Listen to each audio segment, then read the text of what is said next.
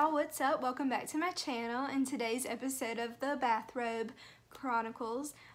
In these videos, I've done one before. It's just me kind of talking about real life things that nobody really likes to talk about or feels uncomfortable talking about or doesn't really like to share with people. And I'm just here to kind of like share my stories onto how to make people feel better and just kind of like embrace things that they've been through rather than just feel heartbroken about it and like they're alone. And so today's video is just going to be me talking about how to handle rejection and being told no and being told that you're not good enough.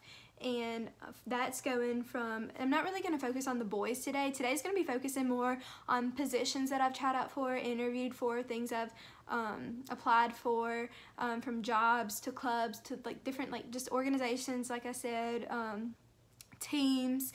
There are so many things that I have applied for, y'all. I had to like literally write them like all down so I don't forget, because I have tried out for so many things. I've been told no, I've been told I'm not good enough, and I just want people to know that you are not alone. And I'm going to give you tips on how to handle being told no and how to handle this rejection without feeling like the world is just going to just like crush you. So to begin, I'm just going to like tell you my story, and we're going to go way back all the way to middle school. So in school, I was just like, I was a really smart kid. I was involved in like sports. I was involved in extracurriculars. I was just like all around, you know, super involved. I came to the school I graduated from. I came there in 7th grade, and I was a cheerleader. I ran track. I played basketball. And like some of you like middle school and high school girls, you may apply or like try out for like these different positions and these different teams, and you may not get it. And you know what? That's so okay. My 7th grade year, I tried out to be a cheerleader going into my 8th grade year, and I got so lucky because it was like the same amount of girls tried out as that were allowed to make the team, and I didn't know anything, and I was horrible, but I got better just from really working at it. But so I got lucky and got to be a cheerleader. The basketball team didn't cut anybody, otherwise I would have been cut my first year. Track team didn't care that I was slow as a turtle. They took me, so that's kind of like how my school was.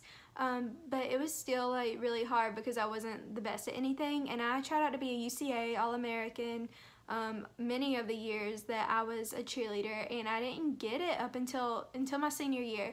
And I would cry because I was like, I want this so bad, because it just felt like so many other girls got it, why can't I get it? And I was working just as hard, it felt like. But senior year, I told myself, I was like, I'm not leaving camp without being a UCA All-American. Like, I'm going to practice my toe touch every day. I'm going to practice my back handspring every day.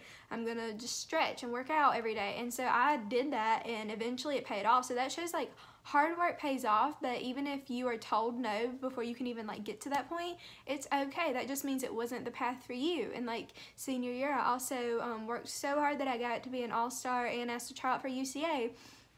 And at that time, I thought that was like the biggest deal. But looking back in high school, like, yeah, like it's cool and everything, but it's not everything. Like, that definitely did not make or break my high school career, just getting those little titles.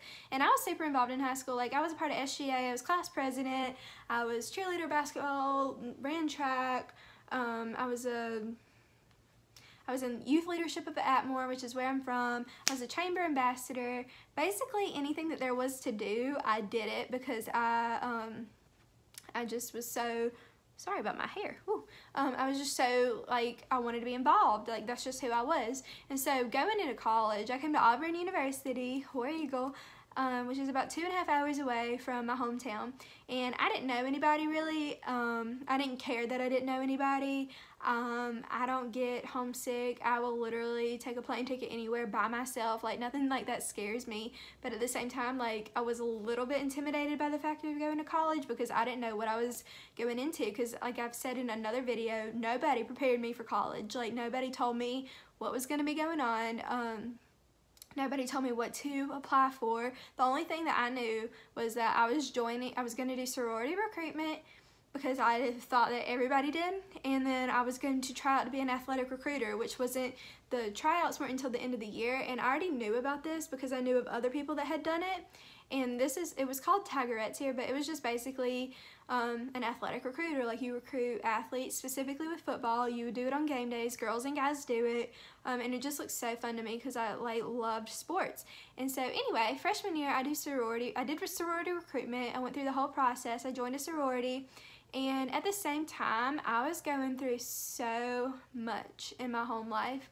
I'm going to do a video in the future when I'm ready to kind of talk about it, but basically I just have a really, really horrible biological father, and I didn't really know he was horrible up until like I was 17, and he totally changed, and he kind of put all of this anxiety on me and just drained me, and drained me mentally, emotionally, physically, just made me just hate everything. It made me miserable around people. It made me depressed. So freshman year of college, I spent most of my time crying. And so like when I was in my sorority, there were just so many happy girls.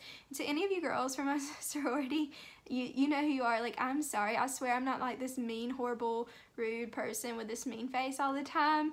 I was just going through so much that like seeing happy people, and then like parents weekend or like daddy-daughter weekends, like that just made me physically hurt and physically sick seeing that, because I was just so unhappy, and I was so like new to this. It was a new life for me, like going through all of this, and so I didn't really know how to talk about it, and I didn't really tell anybody about what I was going through. So yeah, that's just like a little side note. That kind of had a lot to do with what I joined my freshman year, because I didn't really care about joining anything until my second semester of my freshman year. Now, second semester of my freshman year, like I was still in a sorority. I played like intramural basketball, which you don't really have to try out to do.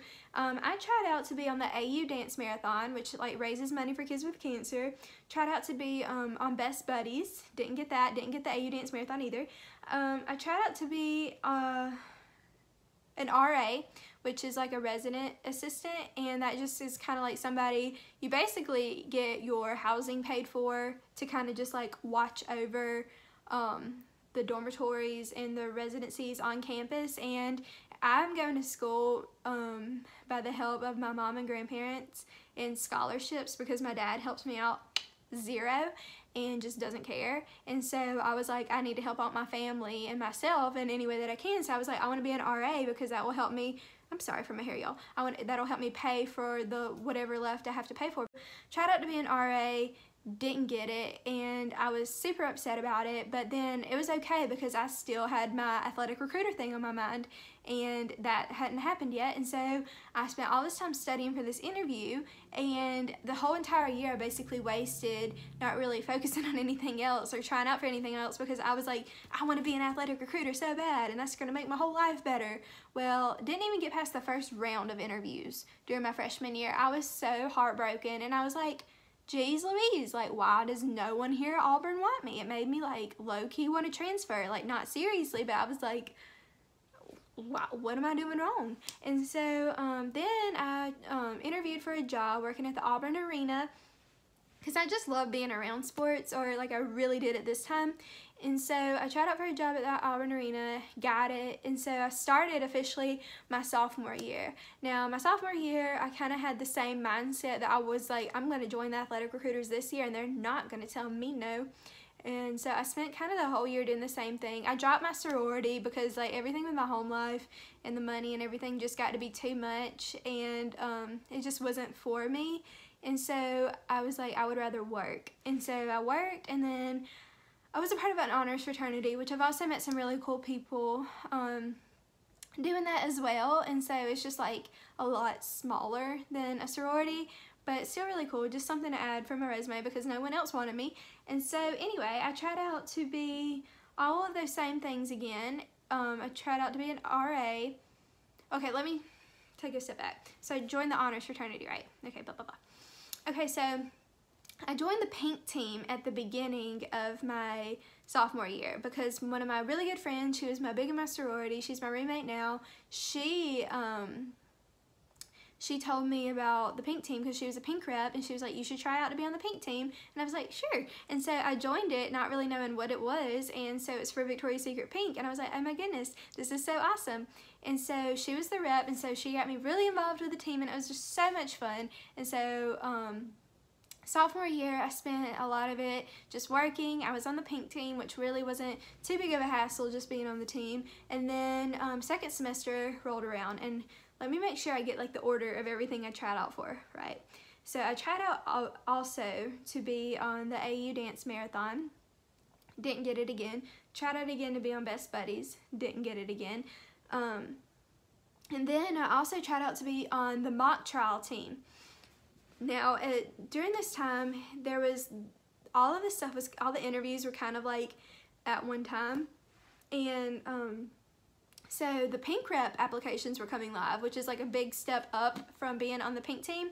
And so I was like, I really want to be a pink rep, like so bad, but there's no way in the world that I would get it. And I really want to be this athletic recruiter so bad, and I need to be on the mock trial team, which is like for kind of like for pre-law students to kind of prep you for law school. And I was like, I want to be on the pre-law team, the mock trial team so bad, and I need to do that for my resume. It wasn't like that I really wanted to be on it. It was more like I felt like I needed to be on it. And so I was like, I'm just not going to apply to be a pink rep. Like, I can't do it. Like, I filled out the application, but I never submitted it. And so anyway, I kind of forgot about it, and I was just so focused. I was like, I'm going to be an RA. I was also going to try out for the RA. Didn't get that again. And then I was going to try out to be an athletic recruiter and try out to be on the mock trial. And all this was happening at one time, so I was like, okay, Claire, you got to get ready. So for the athletic recruiters, I made it to the second round of interviews. Ended up not getting it because, check this out, chew on this, a boy liked me, and one of the girls, like on the advisory committee, something for the athletic recruiters, she liked that boy, but she knew that he liked me. I didn't even know he liked me. I didn't care because I didn't like him, even as a person. And so she cut my name from the list because this is what I've heard, that I apparently got it. And I was like, I could probably get you in so much trouble for that, but I'm not going to because I don't care enough.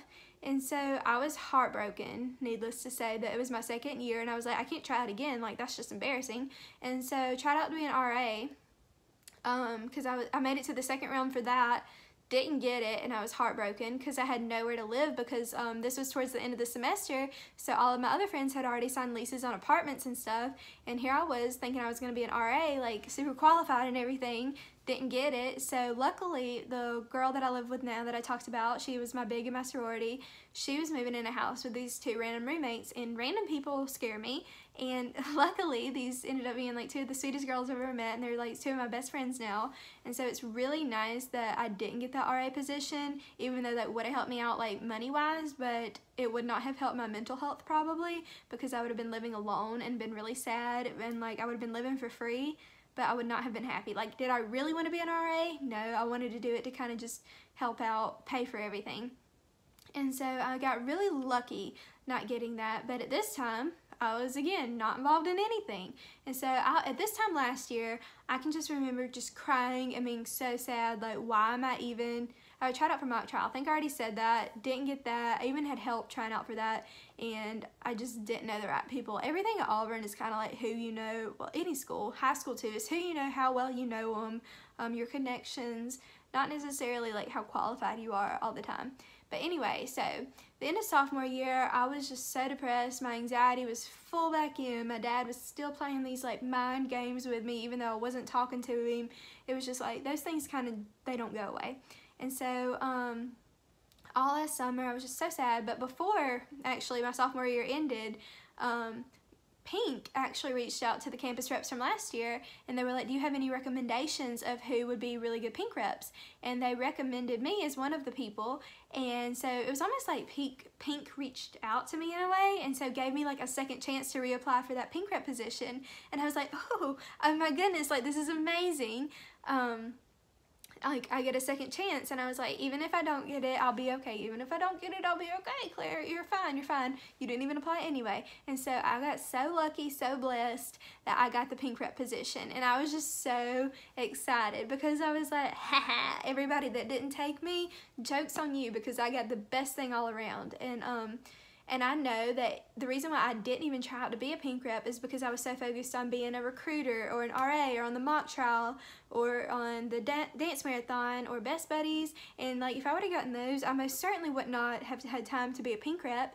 And you may be thinking like, oh, that's just one thing. Well, like I'm involved in other like smaller things on campus, and I have a job, like I have a social life, and I have school. And so being a pink rep, I was just like, I don't want to just be a pink rep. Like I want to make this like the best year Auburn has seen as far as like the pink team.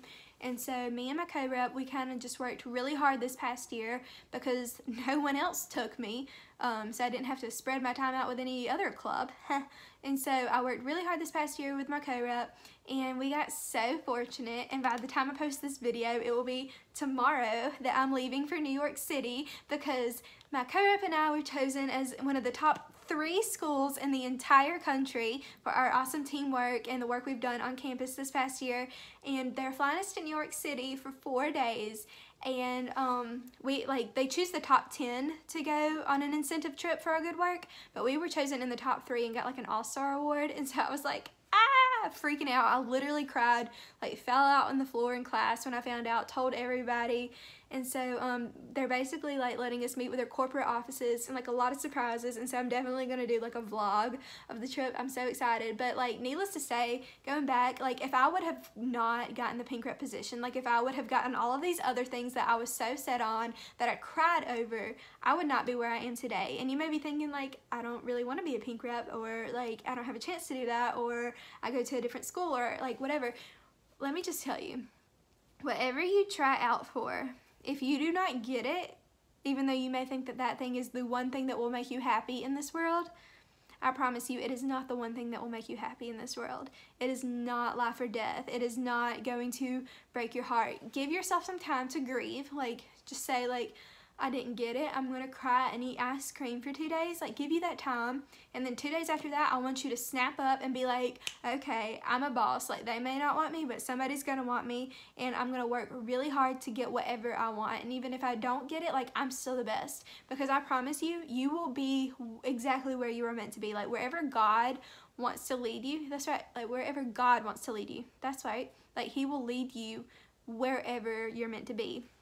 And you're like, how will I know that? Well, you will just know, just pray about it. Like, I challenge you, just pray, like, God, where do you want me to be? And like, you may think like, God led you to be in a pink rep? Like, yeah, He did. He knew that I was sad. He knew that I needed something that I was actually passionate about. And I was like, am I really that passionate about being on a mock trial or being a resident assistant or being a recruiter for football? Like, not really. I'm passionate about fashion and marketing and clothes and beauty, and that's where like the pink rep is. And He knew that, and I know that, and so now I can really see that now, that all of these other things just did not matter, and I made them matter so much. And it was just so dumb for me to waste so much of my time crying over them, because and like this past week is when I found out I got this incentive trip, and it just makes me really emotional, because like I cried because I remember this time last year I was so sad and like just so unhappy.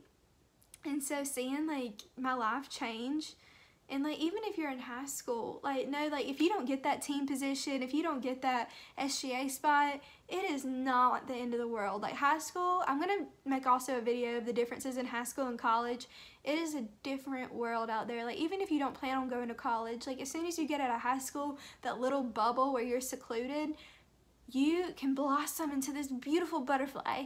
Like there's so much potential for you. Don't think like this is the end of the world, this is the end of your life just from not getting something. Like I promise you, it is worth it in the end. Just keep pushing, chase whatever you're passionate about, like chase your dreams, honestly. Like I'm not even trying to be like cheesy or cliche. Like just really, you will find where you are meant to be. Like just know, like from somebody that has been rejected, like that's not even everything. That's just what I remember from the top of my head. Rejected from clubs, rejected from my father. I've just been always told no, and that I wasn't good enough, and that I was never gonna really make it to be anything, kinda. And that was mainly him telling me that, not necessarily the leaders of these clubs, but you know, they kind of told me I wasn't good enough. And so just know that like you cannot listen to what they say. Just kind of let that motivate you to just be your best self. The only person you're in competition with is yourself. And so just know that I love you and Jesus loves you. And if you have any prayer requests, leave them in the comments below. I'm serious. And so just thank you so much for watching this video. Hopefully this helps. Just know that you're not alone in being alone. I've been there, I've done that. And God has a plan for you, and your life is going to turn out just how it's supposed to be. And so just remember that going forward today. And I hope you have a great day, great rest of your week, and love you. Thank you so much for watching. Subscribe if you want to also. So bye.